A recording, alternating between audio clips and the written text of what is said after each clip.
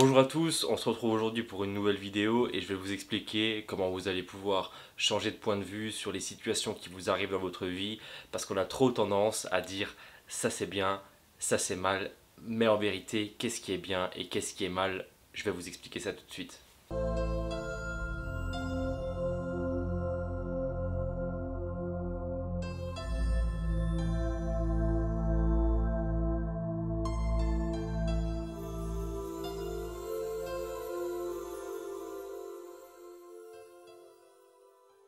Alors je sais pas, tu t'es peut-être aussi rendu compte dans ta vie que quand il t'arrive un truc, soit c'est le bonheur, c'est l'extase et tu kiffes et tu dis que c'est bien, soit à d'autres moments donnés tu vas dire que c'est de la merde, tu vas dire que c'est une chose négative, tu vas te demander pourquoi ça tombe sur toi, tu vas te poser tout un tas de questions et la plupart du temps ce qui pose problème c'est que tu vas rentrer dans un jugement sur la situation que tu es en train de vivre. Alors qu'en fin de compte, il y a un dicton qui dit qu'il n'y a que des bonnes choses qui nous arrivent ou que des expériences. Puisque la vie est faite d'expériences, on ne va pas pouvoir juger cela est négatif, cela est positif. Autant dire là j'ai vécu une bonne chose, là j'ai vécu une expérience. En tout cas, quoi qu'il arrive, tout ce que vous vivez, c'est vous qui le créez. Ce qui est intéressant là-dedans, c'est qu'en changeant de point de vue comme ça et en arrêtant de se lamenter sur son sort, en arrêtant de rentrer dans une position de victime, tu vas pouvoir analyser la situation que tu as vécue et essayer de comprendre en toi pourquoi tu l'as créée. Parce que rien de ce qui t'arrive n'est dû au hasard. Tu es le propre créateur de ta vie. Ce que tu émets, ce que tu penses, la vibration qui sort de ton corps, la vibration qui sort de ta tête, les émotions que tu génères, tout ça va être un paquet d'énergie que tu vas littéralement envoyer dans l'univers.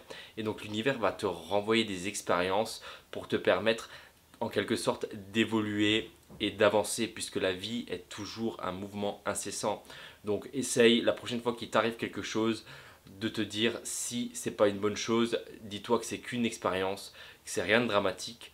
Ne te lamente pas sur autrui et ne dis pas que c'est autrui qui a créé tout ça parce que ce n'est que toi qui l'as créé. Ramène tout ça à toi, prends conscience que tu es le propre créateur de ta vie et demande-toi pourquoi tu as créé cette expérience-là. Par exemple, si je suis une personne qui est tout le temps en colère, je vais rentrer en résonance avec tous les gens que je vais croiser dans mon quotidien qui sont en colère.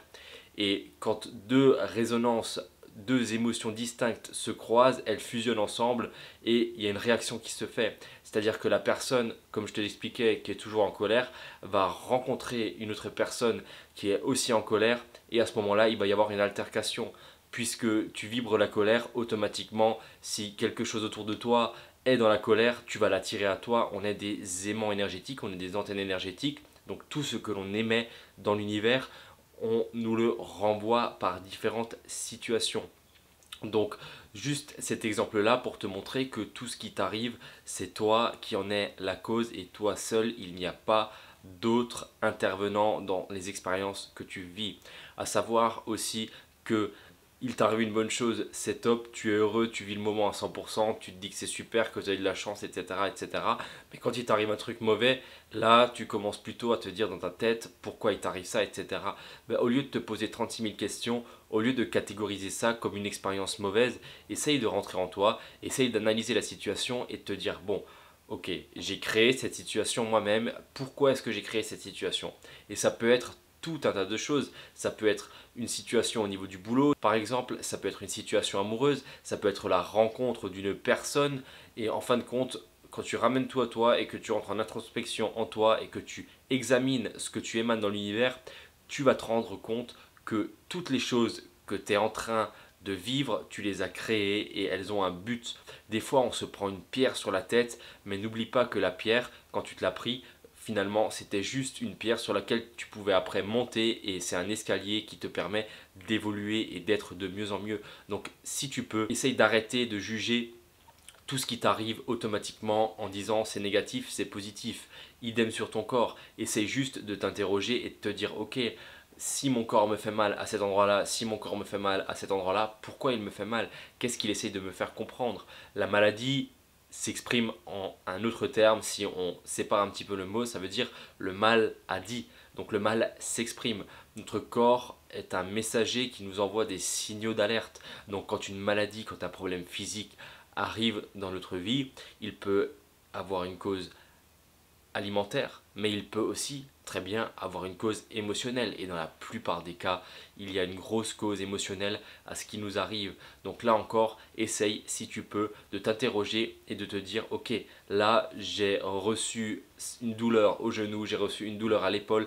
Qu'est-ce que ça vient éveiller en moi? Pourquoi j'ai reçu cette douleur? Pourquoi mon corps me parle à ce niveau-là? Et pour ce genre de choses, tu peux t'aider par exemple du livre Le dictionnaire des mots et des maladies de Jack Martel, qui est un livre dans lequel tu vas trouver tout un tas de significations qui sont en relation avec toutes les maladies qui existent sur Terre. Si tu as un rhume, c'est quelque chose. Si tu as mal à la gorge, c'est quelque chose. Par exemple, tu as un rhume, c'est peut-être que tu n'arrives pas vraiment à sentir ce qui est bon pour toi et ce qui est mauvais pour toi. Donc ton corps te le fait comprendre par cette manière-là. Si tu as mal à la gorge, tu vas peut-être avoir un souci pour t'exprimer au niveau de la parole. C'est pas forcément toujours un truc où tu as chopé froid, un truc où tu as un système immunitaire qui est faible. Donc là, il faut plonger un peu plus en soi et essayer de trouver un petit peu la cause, essayer de trouver d'où ça peut venir. Voilà, je t'invite à essayer d'appliquer tout ça dans ton quotidien et n'hésite pas à me dire en commentaire si tu vois des changements.